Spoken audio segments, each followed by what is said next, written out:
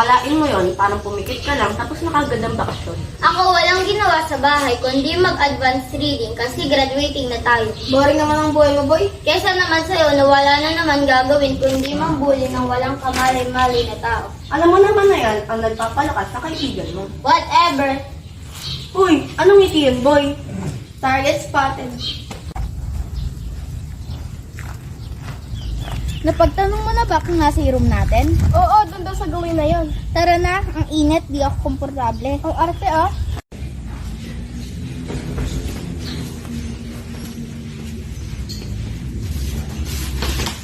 Ay, ano yun? Ay, Diyos ko po. Okay ka lang ba, Elise?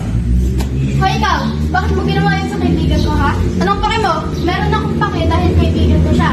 Bago ba kayo dito? Okay ka lang ba? Magsalita ka naman. Hoy, bago lang pa kayo dito? Oo, transfer kami. At ano kung nasa isip mo? Bakit mo ginawa yun sa kaibigan ko, ha?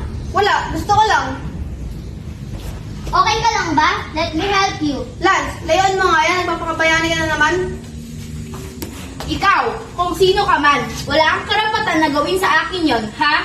Ano ngayon? Bakit? Sino ka ba? Sino ka rin ba sa akala mo para gawin sa akin yon, ha? Ako lang naman ang bad boy dito. Saksak mo yan sa kakote mo. Tama na yan, bro. Babae yan. Ano ka ba? Mukha bang babae sa paningin mo, ha? She's a no one for me. Sama naman ang ugali mo. Wala naman siyang ginawa sa'yo, ba? Meron. Dahil pinasa kanya ang mata ko. Mataba na nga. Bakit pa? Tumigil na nga kayo. Superman is here. Tara na. Hayaan na natin sila dyan. Bro, ano ka ba? Nasaktan mo yung tao. Ano ngayon? Siya siguro dahilan ng pagkangiti mo kanina, no? Yes, because I'm the bully and she's my target. Okay ka lang ba, Elise? May masakit ba sa'yo? Wala, okay lang ako. Sure ka, ha? Pati ba naman dito may bully? Kala ko matatahimik na tayo. Hindi pa pala. Uy, magsalita ka naman. Ako'y kinakabahan dyan sa katahimikan mo na yan, eh. Bad trip lang ako, kaya manhindi ka nga. Okay, fine. Tara na.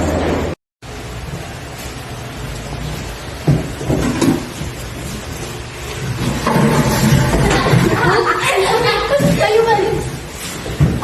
Mga bago siguro kayo dito. Oo, bago kami. Pero bakit mo ginawa sa amin yun? Ha? Bakit? Sino ba nagsabi na nakakatawa kayo? Nagpunta kami dito para mag-aral, hindi para makasaya kayo. O really? Makalalabang ka? Ha? Ha? Ha?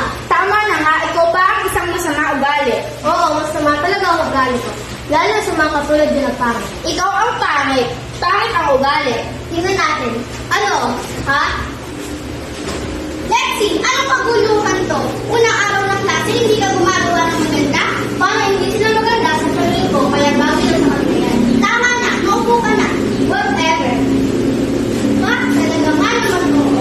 Okay lang ba kayong dalawa? Opo, ma'am. Okay lang po. Salamat po. Pagpasensyahan niyo na si Lexi, may ugali talaga yung bata na yun. Kaya pa nga po, ma'am, eh. May araw ka din. May sinabi ka ba? Bro, excited na ako. Tingin mo meron tayong magagandang tip sa classroom natin? Hindi, bro. Puro kayo chicks. Pwede bang pag-aaral mo na ang pag-atupayan niyo? Andyan ka naman, kaya ito lang sa amin ng lahat. Ay, ewan ko sa inyo. Alam naman namin na di mo kami matitiis.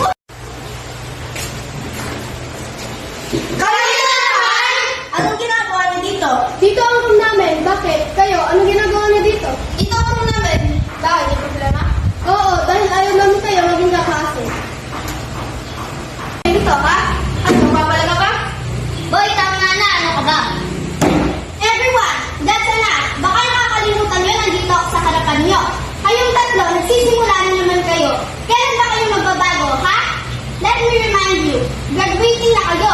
Oras na hindi kayo gumawa ng maganda at bumagsak kayo, hindi kayo makakagraduate. Tandaan nyo yan. Nagkakaintindihan ba tayo? Opo, ma'am. Unang araw, kamalasan agad.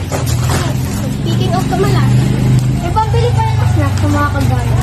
Kaya diba, tigilan nyo kami. Wala kami ginagawa sa'yo. Alam ko, kaya nga gugulin ko kayo eh. Masaya yun. Masaya ba yun? Oy! Masaya ba? How dare you? Hintayin mo, gaganti ako. Hayaan mo at iintayin ko. Wala naman pala sasabihin sa'yo, babae mo.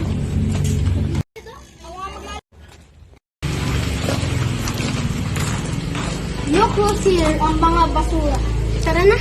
Oops, wait lang. Ano bang problema nyo? Tigilan nyo nga kami. Paano kung ayaw namin?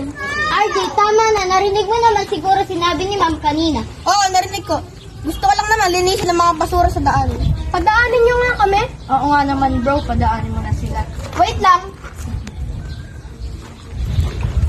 Oh my God. Dadating ang mga araw, babalik sa inyo lahat ng ginawa nyo. Ang sasama nyo talaga. Ang galing mo naman dun bro. Ako ba ba? Bro, bakit mo ginawa yan? Nabasa yung tao, oh. Ano ngayon? E di umuwi siya. Saka, bakit ba ganyan ka? Okay mo naman. Dahil mali yung ginawa mo. Superman is bad. Hayaan mo na yan. Ganyan talaga yan. Para na. May nag-report sa akin ng mga nangyari kanina before the class start at nung break time. RJ, ano itong nabalitaan ko na pinatid mo daw si Elise? Totoo ba? Yes, ma'am. Because she deserves it. Paano naman naging deserve ng isang transferee na kagaya nila ang ginawa mo? Kasi deserve po nila. At saka dinuruan din po nila ako eh. Dahil may ginawa ka, at ikaw Lexi, isa ka pa, tama ba na hatakin mo ang upuan nila? So, welcome lang po sa kanila. Pa-welcome? Ibang klase talaga kayo. Nung break time, nalaman ko na binuhusan ng tubig si Elise. Ano ba pumasok sa utak mo at ginawa mo yon, ha? Para malinis, ma'am. Ang basura. Basura? Anong connect ng basura sa ginawa? Kasi sila ang basura, ma'am. Yes, it's true. Manahimik kayo. Bakit po ganon? Ang gusto lang po namin ay makapagtapos ng pag-aaral at matuto. Pero iba naman ang trato nila sa amin. Sa dati po naming school, nabully din po kami. Kaya po kami lumipat. Akala po namin matatahimik na kami. Pero hindi pa po pala. Hindi naman kami kasing hirap ng inaakala nyo. Ganito lang kami kasi gusto po pa rin namin maging isang simpleng estudyante. Oo, pumapalag ako dahil ayaw maapi. Kami ng kaibigan ko. Ganyan din po tingin sa amin dati. Kailangan po ba na may pera ka para hindi ka atihin? Di ba dapat pantay-pantay lang? Naiintindihan ko kayo. May pera o wala, may karapatan ng isang tao na makapag-aral at makapagtapos.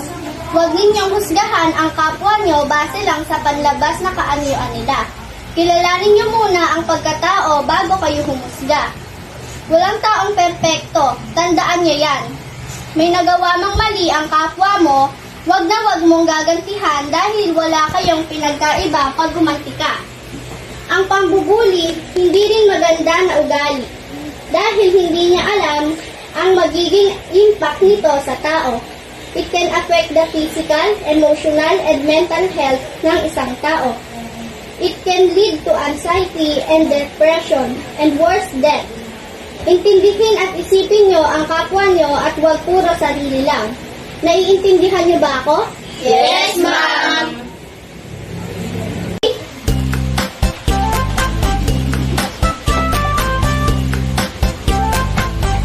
Friends! Friends!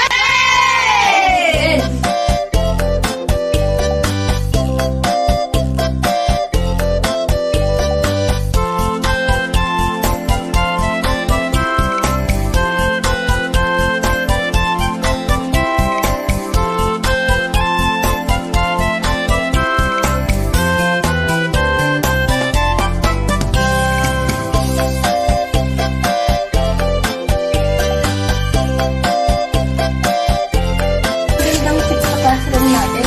Easy bro. Kaya naman!